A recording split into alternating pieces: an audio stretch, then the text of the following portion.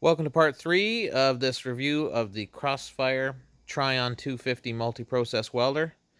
Today we're going to be talking spool gun setup and running a couple beads on some aluminum.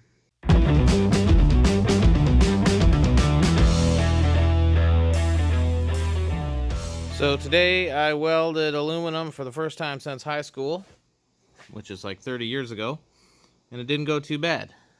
But before we get into that, we're going to start at this end with the connection of the spool gun to the machine. Pretty basic, no real issues there, other than some just sort of nitpicky stuff. The connections are down quite low, so you have to get down on your knees to do it, and it's hard to see a little bit.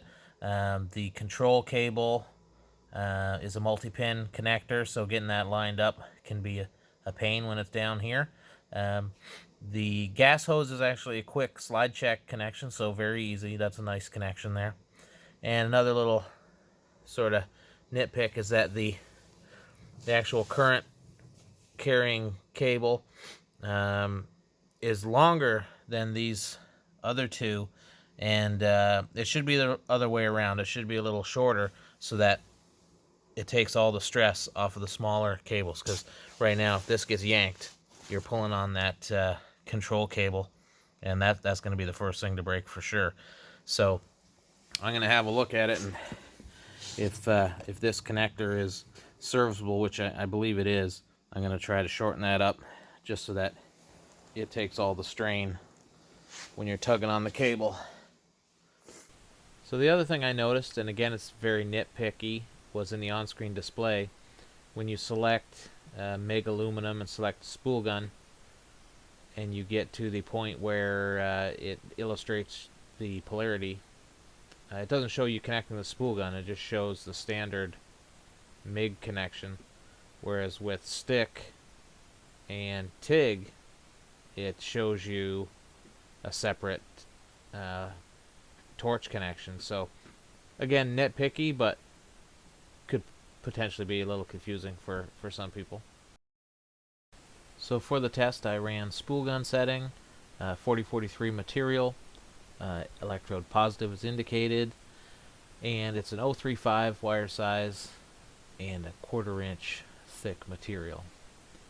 So this is the starting point that the machine gives you, and I turned it down quite a bit because the pieces were fairly small, so I knew they were going to heat up fast, but also always good to start low and work your way up. And you'll see there's a minimum indicated. You could actually go below that, but it turns red and indicates that that's the minimum recommended. So when it comes to the spool gun itself, just a generic Tweco spool gun, nothing too exciting, but a solid gun, easy to load. Actually feels pretty good in the hand. I was very comfortable running beads with it, and comes with a nice long cable with a casing on it. And as for the welds go, for not having done this for a long time, I was pretty happy. This was my first attempt at the initial settings, and it was a little hot, so that's when I turned it down after running these two beads. And this one here was just a test to see what would happen if you didn't clean the material, and as you can see, very porous and dirty looking welds, so clean your material. And this one here was the same settings as that last one, only with the material cleaned, and as you can see, much nicer. And this is spray transfer. I was happy to find that I could easily achieve a spray transfer with this machine. This weld here, I was doing a weave, sort of a zigzag up and down weave.